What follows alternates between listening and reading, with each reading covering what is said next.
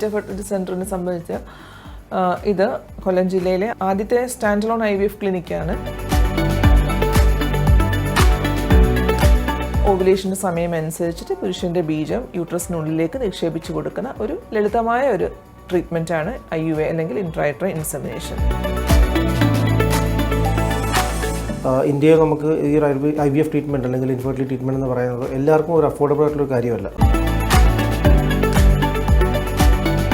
പല പേഷ്യൻസ് ഇപ്പം ജോലി ചെയ്യുന്നവരുണ്ട്, ജോലി ചെയ്യാത്തവരുണ്ട്. അപ്പോൾ അവർക്ക് ഒരുമിച്ച് ഇത്രയും വലിയ എമൗണ്ട് അടയ്ക്കാനുള്ള ബുദ്ധിമുട്ടായതുകൊണ്ട് തന്നെ നമ്മൾ EMI ഫെസിലിറ്റീസ് കൊടുക്കുന്നുണ്ട്.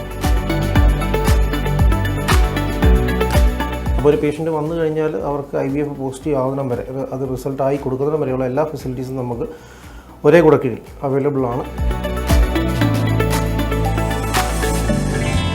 മെഡിക്കൽ ബുള്ളറ്റിൻ ഞായറാഴ്ച രാത്രി 8 മണിക്ക്, പുനഃസംപ്രേഷണം ചൊവ്വാഴ്ച ഉച്ചയ്ക്ക് 2:30-നും വ്യാഴാഴ്ച വൈകിട്ട് 6:30-നും കേരള വിഷൻ ന്യൂസ് ചാനലിൽ.